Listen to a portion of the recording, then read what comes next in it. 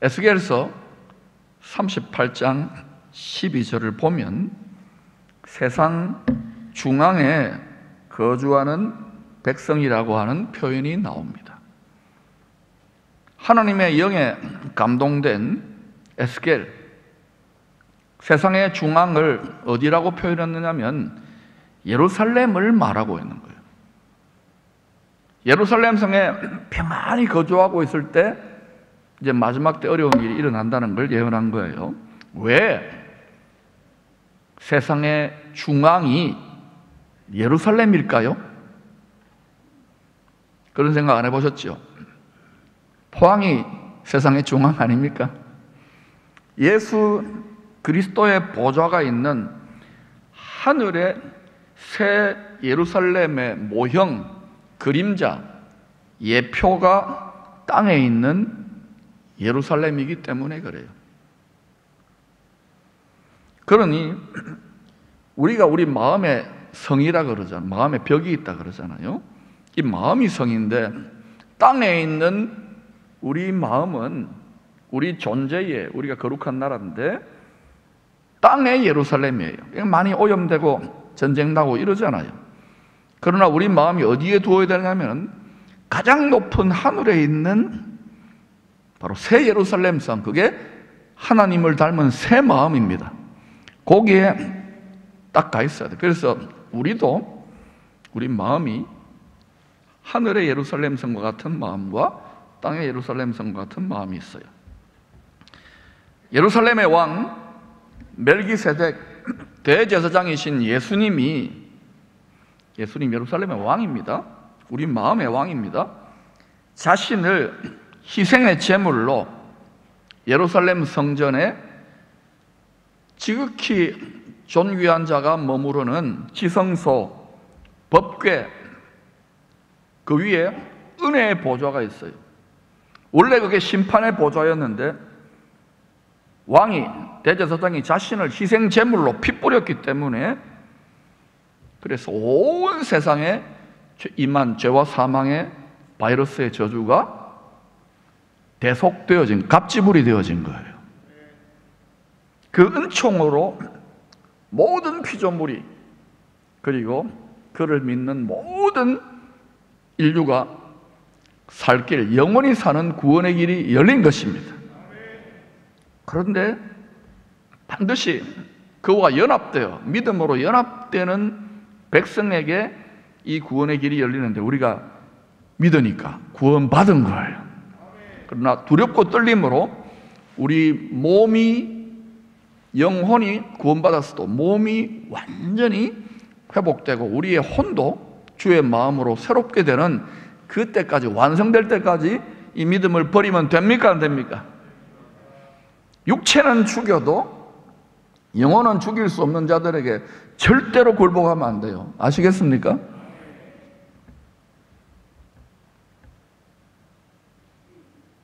우리가 이 십자가의 피 흘림의 은혜를 깨달으면 창조주 하나님이 사람이 되셔서 피 흘리셨다, 이것밖에 노래할 게 없어요. 지금 바울은 3차 선교 여행을 마치고 주 58년경 세상의 중앙 예루살렘으로 가고자 합니다. 다시 말하면 바울이라고 하는 거룩한 나라의 심장부, 자기 존재의 밑바닥에 있는 것이 다 드러나는 순간이에요.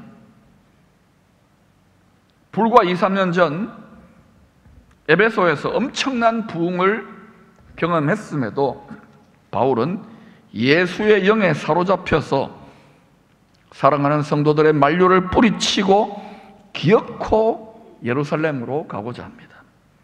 사도행전 20장 23절을 보면 소아시아 각 도시에 성령으로 충만했던 제자들이 바울을 말렸던 것 같아요.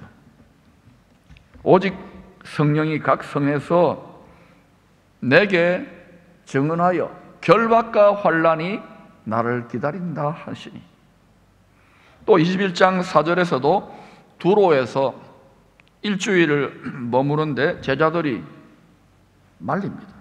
그 제자들이 성령의 감동으로 바울더러 예루살렘에 들어가지 말라 하더라. 성령의 감동은 맞는데, 성령으로 충만했던 건 맞는데 적용은 하나님의 깊은 뜻으로 제대로 적용된 건 아니에요. 우리가 이런 경우가 있을 수 있는 거예요. 또 배 타고 유대 항구 도시 가이사라에 들렸을 때에 이때로부터 약 26년 전인 주후 32, 3년경에 사도행전 6장에서 보면 예루살렘 교회가 최초로 세웠던 7명의 안수 집사 중에 한 분인 전도자 빌립의 집에 머무르게 됩니다.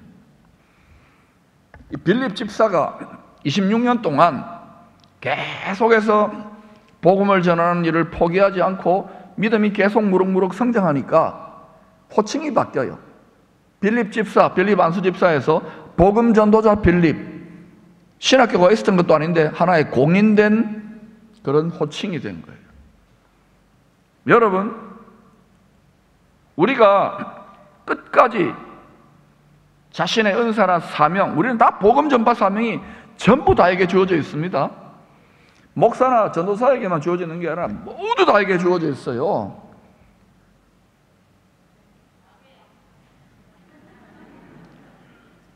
당황하셨습니까? 모두 다에게 주어져 있어요. 못하더라도 아멘 하세요. 이거 안 하면 망합니다, 교회는. 우리도 성전인데 우리가 망한다고요.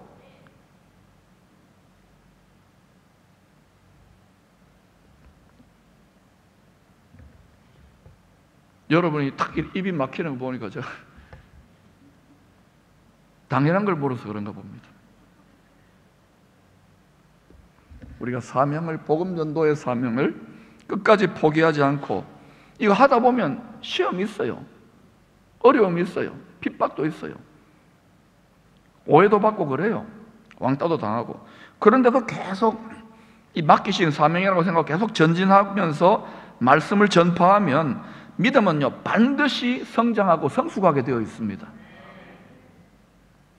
힘들다고 포기하고 좀 시험 들었다고 때려 치아보자, 이런 경우들이 얼마나 많습니까?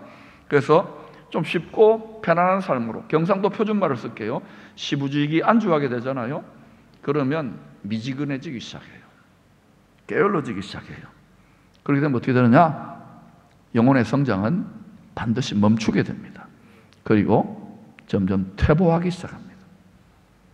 그러니까 이 진리를 알면 계속 죽을 때까지 계속 전진해야 돼요. 저는 죽을 때까지 할 거예요. 그리고 영혼의 황금기가 나이 들어갈수록 열리리라고 저는 확신합니다. 왜? 주님하고 노는 게 너무 좋아요. 여러분 목회하고 설교하고 이거는요, 현역 때 하는 거고, 나중에는 어디 착 들어가서 여호와의 선하심을 뽀뽀하고, 그때 제가 여러분 오래 살면 찾아오지 마세요. 나무하고 놀고 풀하고 놀고 개미하고 놀 테니까 우리 와이프하고 놀고.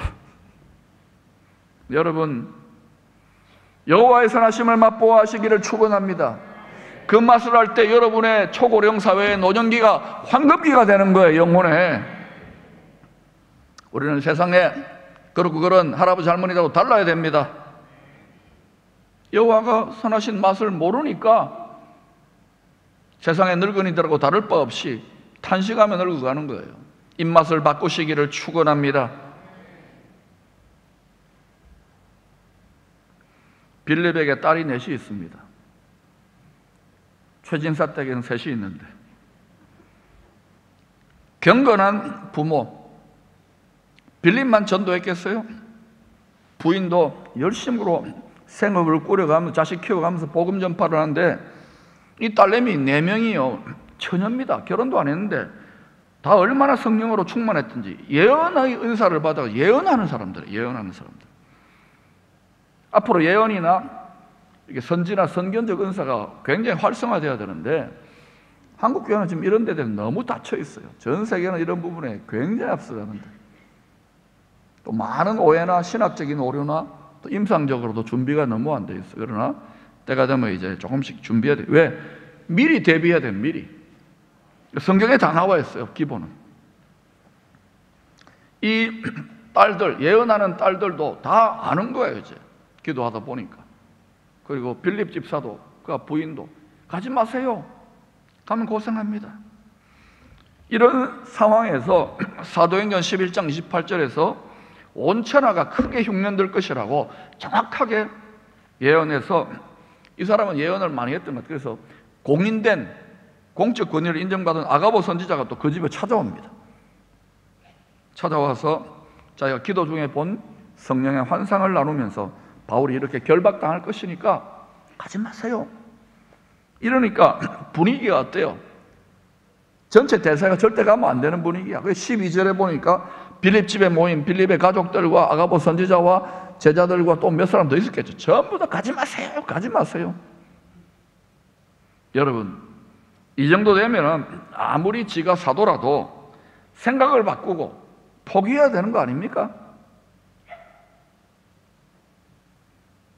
그런데 13절에서 바울이 무엇이라고 자기 각오를 밝히고 있습니까? 바울이 대답하되 여러분이 어찌하여 울어 내 마음을 상하게 하느냐? 나는 주 예수의 이름을 위하여 결박당할 뿐 아니라 감옥 들어가는 것은 기본이고 예루살렘에서 죽을 것도 각오하였노라 하니. 여러분, 이런 거룩한 용기, 이런 거룩한 고집이 우리 안에 있습니까? 특별히 지도자들에게 있습니까? 세상이 얼마나 예수쟁이를, 교회를 우습게 여기는지요.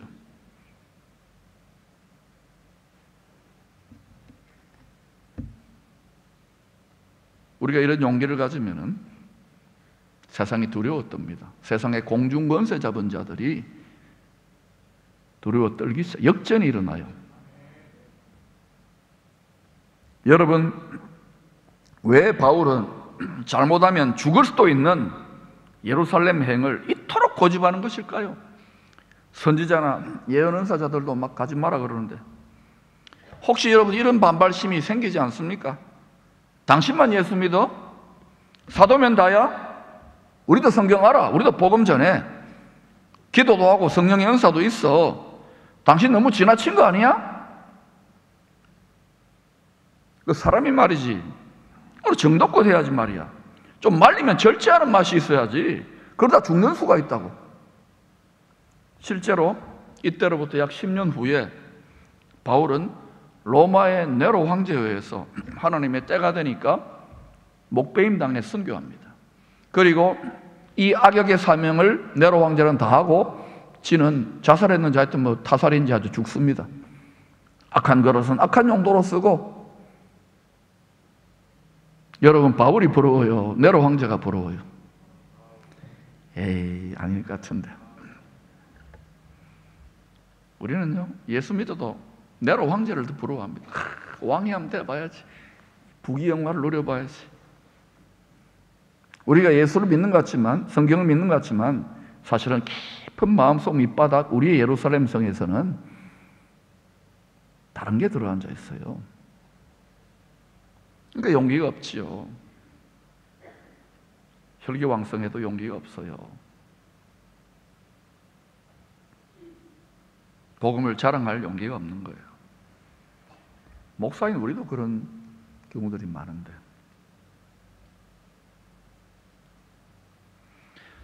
바울이 선교하기 한 해 전인 주 67년에 믿음의 아들 디모데에게 쓴 디모데 후서 1장 15절에 이런 말씀이 나옵니다.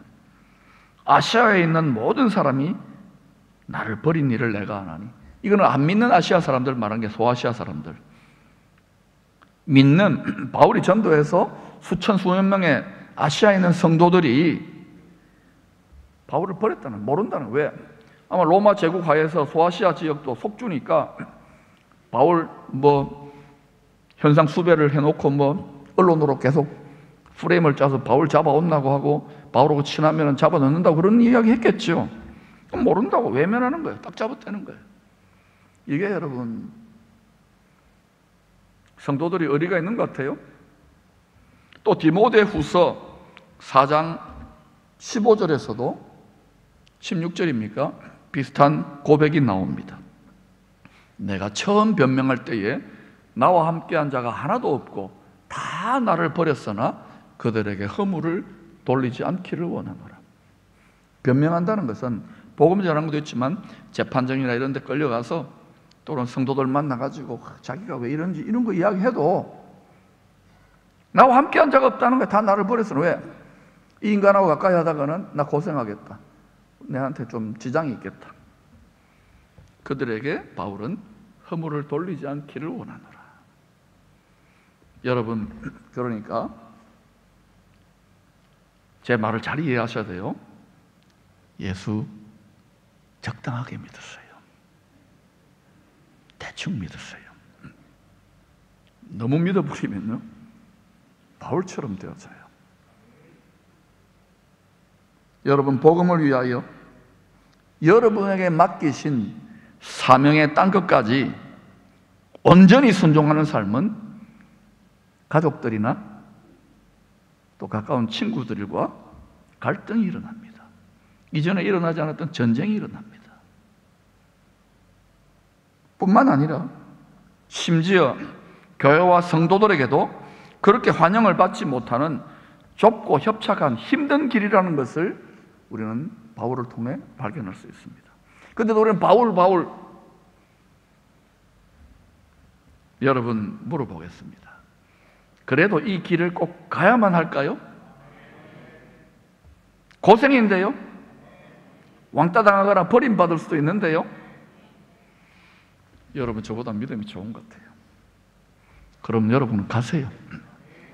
저는 팔짱 끼고 여러분 하는 거 좀 봐가면서, 우리들 대부분이 용기 있게 아멘 하지만은 막상 그 현실에 취하면은 주저주저합니다. 이런 일 다 할 수 있나? 난 안 돼요. 그거랑 나는 여기까지예요. 주가 물어보실 때 우리 그 노래는 하지만은 여러분, 그 현실에 당면하면 자기를 부인하고 자기 십자가를 지고 간다고요? 사람의 능력으로 안 됩니다. 너무 용기 있게 아멘 하지 마세요. 베드로도 자빠졌어요. 마가 요한도 자빠졌어요. 자신의 믿음을 신뢰하지 마세요. 자기의 의를 신뢰하지 마세요. 자기의 지혜를 신뢰하지 마세요. 주님, 나는 못하는데 주님이 능력 주시면, 이렇게 고백하면서 순종하세요.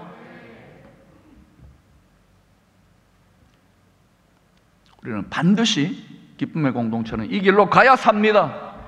안 그러면 이거요, 문화회관 될 겁니다. 이거요, 뭐 식물로 낼지도 몰라요.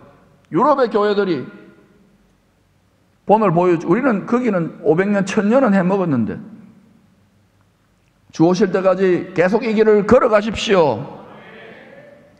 바울에게 고난이 핍박이 기다리고 있으니 가지 말라고 권했던 분들이 믿음이 안 좋은 분들이 아니었습니다. 복음 전도자, 성령 충만한 제자들, 예언의 은사들, 공인된 선지자들이었습니다. 또 이분들은 갈라디아서 5장에서 설명했던 사랑과 희락과 화평과 오래 참음과 자비와 양성과 충성과 온유와 절제를, 즉 주님을 닮은 성품, 성령의 열매를 많이 나타내었던 아주 귀한 성도들이었습니다. 그러나 그럼에도 불구하고 사도 바울과는 믿음의 분량과 분수가 달랐습니다. 주를 향한 사랑의 크기도 달랐습니다. 사명을 감당해야 되는 믿음의 용량의 그릇도 달랐습니다. 바울도 처음에는 예수 믿는 자들 핍박하다가 완전히 뒤집어지면서 목숨을 걸어버리잖아요. 그러면서 바울이 처음에 많은 충돌이 있었어요. 다 자기같이 믿는 줄 알고, 마가 요한도 바나바하고까지도, 베드로하고까지도. 그러면서 바울이 10년, 20년 믿음의 경륜, 사역의 경륜, 많은 연단을 받으면서 바울의 용어입니다. 믿음의 분수가 있구나, 은혜의 분량이 있구나, 그릇이 다 다르구나.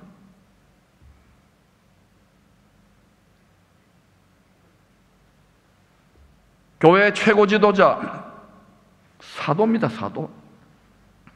사도가 된다는 것은 특권입니다. 엄청난 영광입니다. 그러나 그 직분으로 인하여 더 크고 더 많은 대가 지불을 해야 한다는 것을 알아야 됩니다. 세상에서는 그렇게 인정받을지 몰라도 우리는 언젠가 그리스도 앞에 서게 됩니다. 칭찬받을까요? 책망받을까요? 저는 목회 연초가 더해져 가면서 정말 더 두렵고 떨립니다. 정말 두려워요. 주님이 보고 계신다고 늘 생각해요. 진심입니다.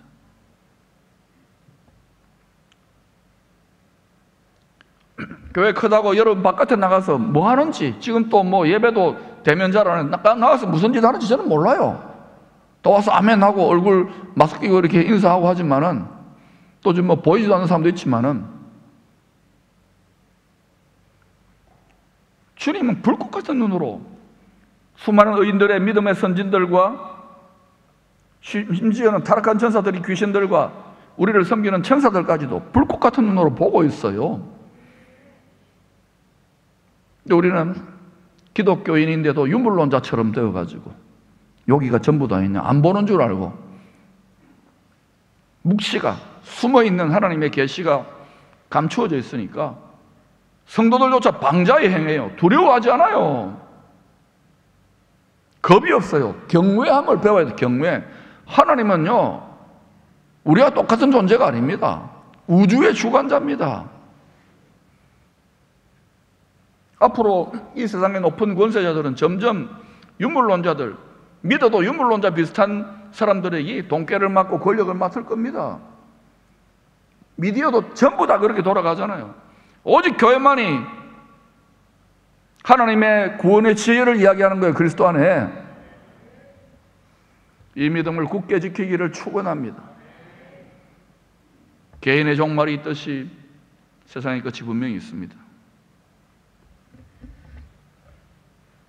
이 메시지를 듣고 부담스러운 분들은 이 세상에 애착이 너무 많은 거예요.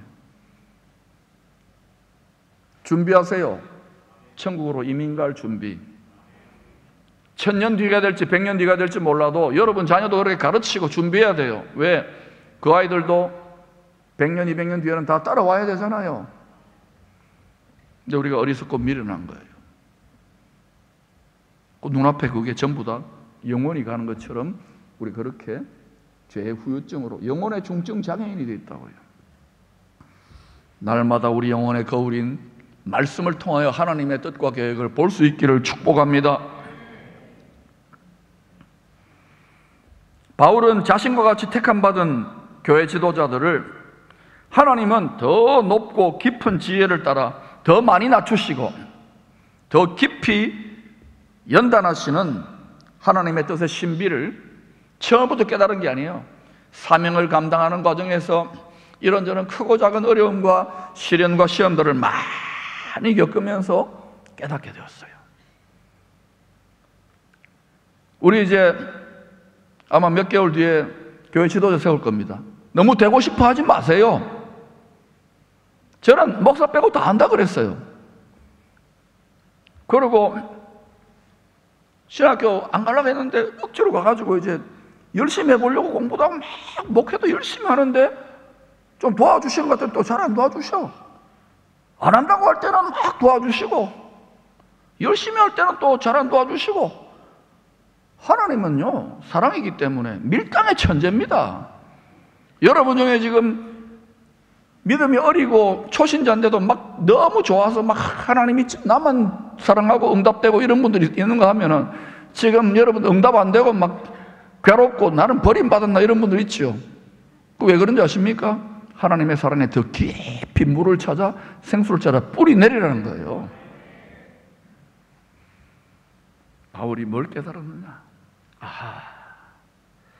내가 겪었던 그 많은 시험과 그 많은 고통과 연단들이 나로 하여금 내가 그래도 명색이 사도인데 그리스도를 더 닮아가도록 만드는 사랑의 도구였구나. 신학교 나온다고 되는 게 아닙니다. 성경 많이 한다고 되는 게 아닙니다. 설교 잘한다고 되는 게 아니에요. 교회 오래 섬겼다고 되는 게 아니에요. 사람은요, 고생을 좀 해야 사람이 됩니다. 한 사람은 아멘 하시래. 축복받아서 고생하지 마세요. 또한 바울은 깨달았어요. 자신이 겪었던 그 모든 일들이, 시련과 고통들이 나의 영혼을 보호하는 하나님의 사랑의 안전장치였다는 것을. 힘드니까 주님 바라보는 거예요. 힘드니까 주님 붙드는 거예요. 세상의 모든 기도가 여러분 소원대로 다 응답되고 그러면요, 주님 뭐 필요하겠어요? 우리가 죄인의 본성인데. 비행기를 타고 갈 때 막 난기류가 올 때 기장이 방송을 하죠. This is Captain speaking. Ladies and gentlemen. 그래서 뭐 터뷰런스, 막 난기류가 일어나니까 안전벨트를 매라고. Fasten your seatbelt. English become. 지금은 여러분 진통하는 시대요. 진동하는 시대로 이미 진입했어요. 계속 안전벨트를 매라는 거예요. 이 사인 아닙니까? 말씀의 안전벨트를 매세요. 여러분 가족 전체가 빌립 집사의 가정처럼 교회가 돼야 돼요. 성전이 돼야 돼요. 주일날 한두 시간 보내가지고 애들을 이 엄청난 유혹의 시대, 시험의 시대에 신앙생활 제대로 시켜본다고요? 오죽하면 이런저런 대안도 해보고 지금 뭐 우리가 여러 가지 필요도 있는데 온갖 거를 실험하고 지금 연구하고 있습니까? 사력을 다해서 돌파구를 열려고 하는 걸 모르겠습니까?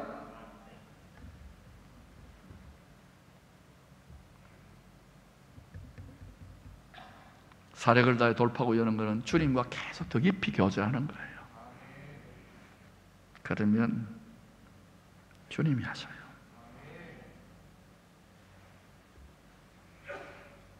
여러분이 예수 믿고 여기까지 오면서 겪었던 인생의 파란만장한 스토리들 만나면 다 목회가 그거 아닙니까? 선교지도 가봐도 인생이 그겁니다. 그런데 그게 여러분을 주님을 더 의지하고 주님의 형상을 더 닮도록 만드는 사랑의 도구였어요. 이렇게 생각하세요. 그것이 여러분의 믿음을 더 주님을 의지하도록 붙들어주는 안전벨트였어요. 이렇게 의지하고 믿으세요. 그러면 여러분 병이 고쳐지는 역사도 나타나고요, 뭐 이렇게 물질이 풀어지고요, 여러분이 막 성숙해지고 이런 일들이 일어나요. 내 인생이 행복해지니까요. 그게 영혼이 잘된 상태예요. 그런데 막 열심히 기도하고 해도 얼굴이 새까매. 해석이 잘못된 거예요. 바울의 해석을 본받으십시다. 고린도전서 4장 9절에서 바울은 신세 한탄한 게 아닙니다. 하나님의 영원한 스케일의 구원의 드라마, 구속사 드라마에 자기를 주연급으로 초대교회 때 캐스팅해준 하나님의 은혜를 깨달았어요. 지식으로. 그리고 감사했어요. 감격했어요. 그리고 성도들아, 세상 사람들아, 내가 맡은 사도의 배역이 뭔지 아느냐? 자, 읽어보십시다. 시작. 내가 생각하건대 하나님이 사도인 우리를 죽이기로 작정되는 자같이 끄트머리에 두셨음에 우리는 세계 곧 천사와 사람에게 구령거리가 되었노라. 저도 이게 신학교 졸업하고 이래저래 25년 넘으니까 이게 좀 깨달아져요. 교수님들 배웠을 때 잘 모르겠더라고요. 지도자가 끄트머리가 돼야 되고 구경거리, 지금 카메라 돌아가고 있거든요. 천사들이 제일 부러워하는 게 뭔지 아십니까? 우리와 같이 죄범하고 유혹받을 수 있는 상황인데도 이 육체로 주님을 위한 고생길을 걸어가는, 자기 십자가를 걸어가는, 이걸 보고 천사들이 흠모하는 거예요. 그런데 이 육체를 가지고 예수를 믿는다는 사람들이 육체의 정욕의 기회를 삼아버려요. 천사들이 눈을 가려요. 여러분 천사도 업무하는 하나님의 사람들이 될 수 있기를 축원합니다. 그래서 우리가 저 나라에 이기는 자 상속자로 가면 천사를 우리가 판단하게 돼요. 우리가 더 높단 말입니다. 주님의 창조의 질서상. 성령의 각종 은사들은 주님께서 맡기신 사역을 위한 도구요 장비들입니다. 그런데 주님은 한번 이 도구와 장비들을 주면, 사장님이에요, 줬으면 회수하지 않습니다. 주의 은사를 주시면 후회함이 없어요. 그런데 이 직원된 우리가 마음이 변질돼 가지고 이걸 가지고 회사 돈 챙기고 착복하고 이러면은요, 이 사람 어때요? 그 은사 때문에 망하는 거예요. 귀신을 쫓아내고 주여 한다고 망하는 거예요. 성령의 은사 함부로 받는 게 아니에요. 성령의 은사는 필요에 따라 사역 현장에서 일시적으로 나타났다가 소멸됩니다. 그리고 계속 보관되어 있습니다. 계속 복음을 전하고 가르치고 예언하고 또 믿음의 은사를 발휘하고 이러면 계속 성장해요. 그러나 안 하잖아요. 중보기도 은사자가 안 하잖아요. 복음 전도자가 안 하잖아요. 그러면요 딱 멈춰버려요. 그리고 썩어지고 퇴보하기 시작해요. 그리고 육체적으로 살아가게 돼요. 은사가 많은 분들이 있습니까? 영안이 열린 분이 있습니까? 그렇다면 다음 말씀을 들으십시오. 주님의 성품을 닮아가는 것이 성령의 열매입니다.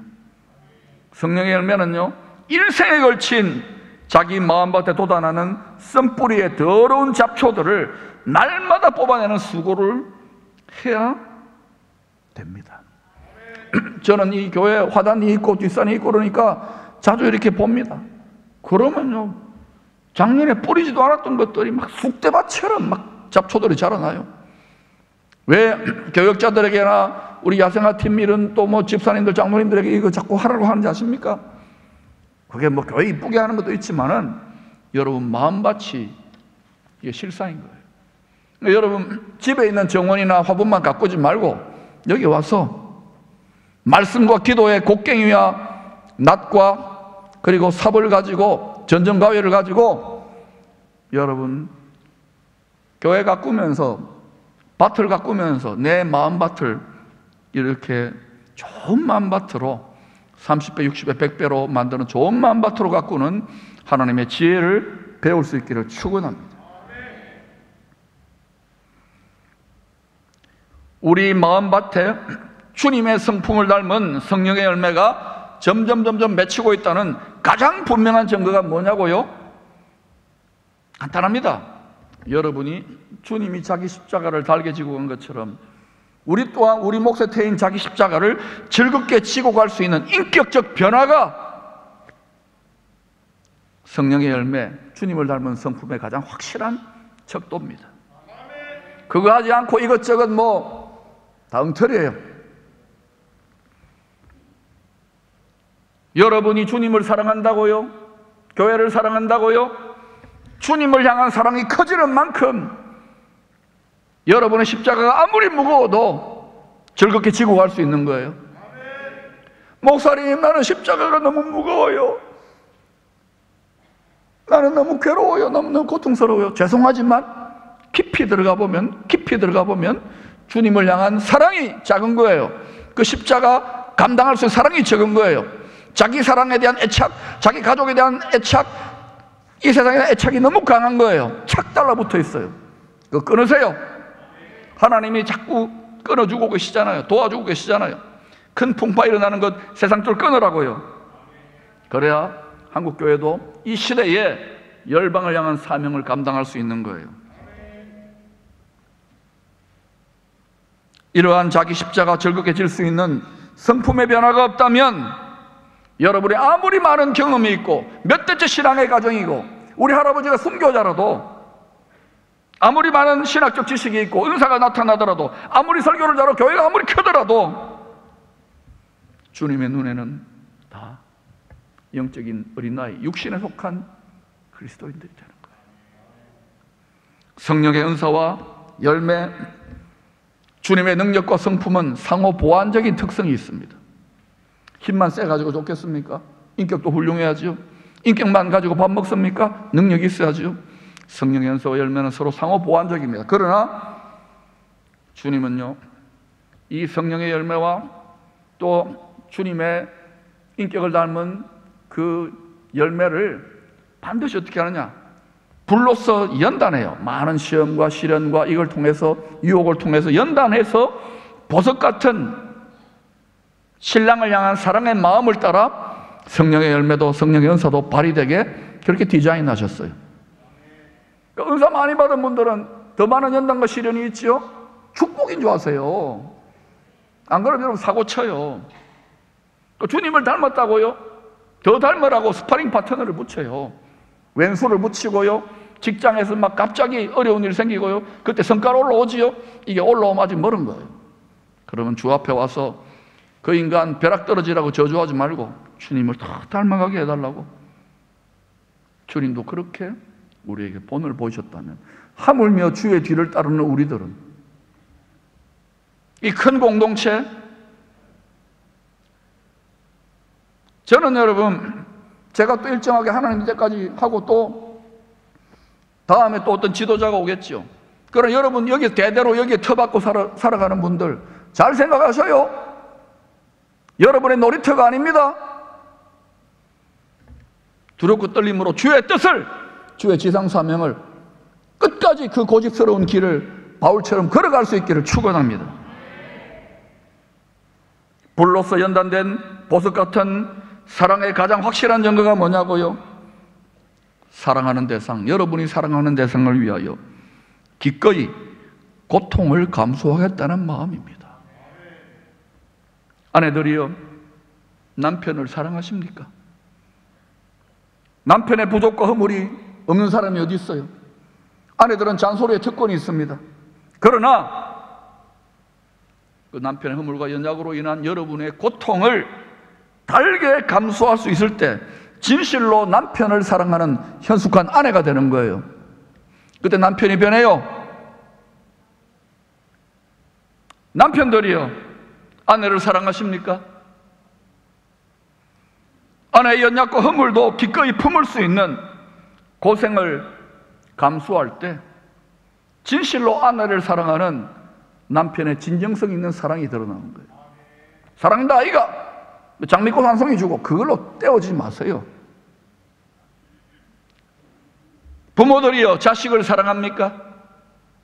자식이 맨날 돈이나 발치고 못된 짓이나 하고 가출이나 하고 부모 속을 뒤집어 엎어요.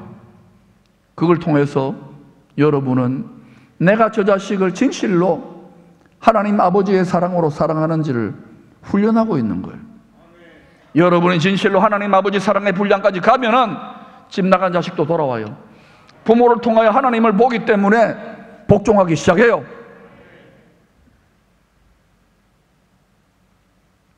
주님과 주님의 몸된 교회를 사랑하십니까? 교회는 한 명, 두 명만 모여도 연약하고 허물 많고 부족한 곳입니다. 교회가 이럴 수가 있느냐고요. 세상보다는 나아요. 그래도 교회는 이 세상의 마지막 희망의 보루예요. 성도들 용서받은 죄인일 뿐입니다. 어떻게 완벽합니까? 목사, 죄인의 개수니까 하나님 뽑았어요. 저를 주님하고 똑같이 올려놓지 마세요.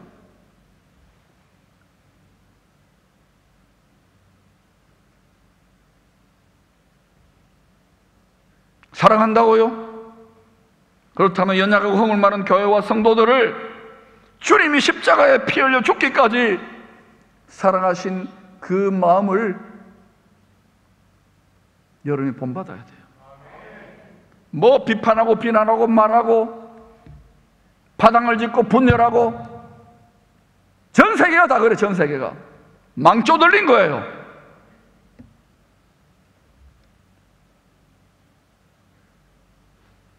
교회 행복을 갉아먹지 마세요.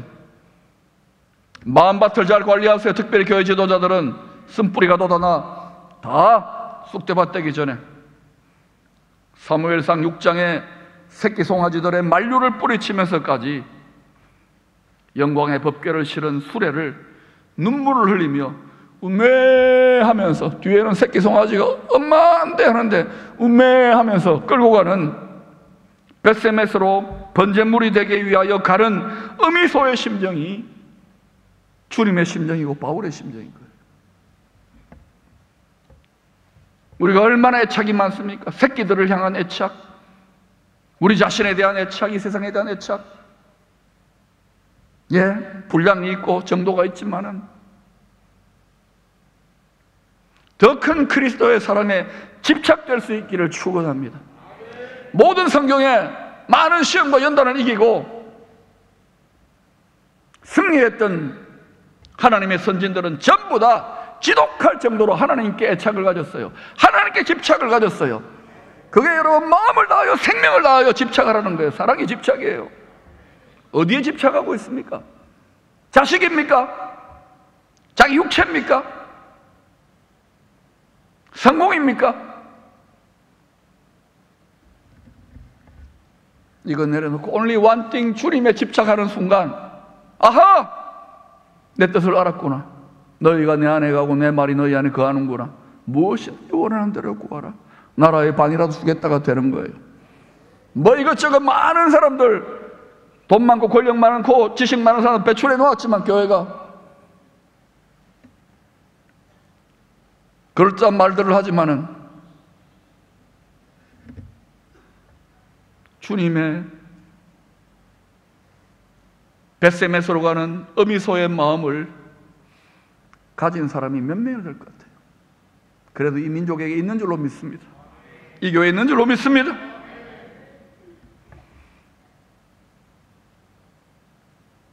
주를 향한 이런 생명 다한 사랑으로 삶과 죽음의 전쟁터에서 일생을 다윗은 믿음의 선한 싸움을 싸웠어요. 물론 등 따시고 배부른 한번 크게 자빠졌지만 그것도 하나님의 섭리가 있어요.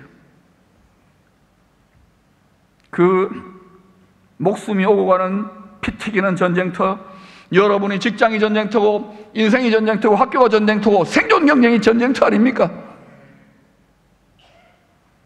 거기에 다윗은 자기와 전능하신 능력으로 함께 하신 하나님의 놀라운 보호와 승리를 이렇게 고백했습니다.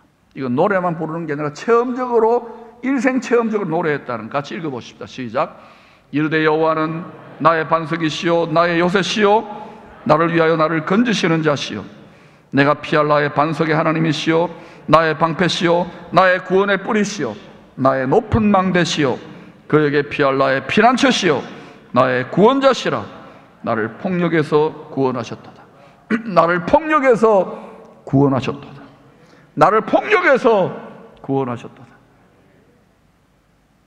그리스도의 장군 사도 바울도 로마 제국의 심장부를 복음으로 정복하는 사명을 감당할 때까지는 지금 예루살렘으로 나아가고 있는 자신을 주님이 생명싸개로 든든한 방패가 되어주시고 반석이 되어주시고 요새가 되어주시고 피난처가 되어주시고 망대가 되어주셔서 자신을 지켜주실 것을 확신했기 때문에 두려워서 바들바들 떠는 게 아니에요. 죽을 각오를 했지만 놀라운 평안으로 준비된 군화를 신고 두려움으로 다가오는 사망의 독사를 짓밟아요. 근심과 염려로 다가오는 뱀과 장발을 짓밟아요. 그리고 극히 마음을 강하고 담대하여 전진하고 있는 거예요. 저와 여러분에게 이러한 주님을 향한 집착으로 말미암아 나오는 거룩한 용기, 이것이 있을 때에 여러분이 그동안 돌파되지 못했던 가정과 직장과 여러분을 두렵게 만드는 모든 삶의 문제와 건강의 문제에서 새로운 하나님의 역전이 시작되는 거예요. 오늘 이 설교를 소화할 수 있는 단 한 사람이라도 오늘 이 설교로 말미암아 여러분 인생의 기적이, 요나의 표적이 나타나기를 축원합니다.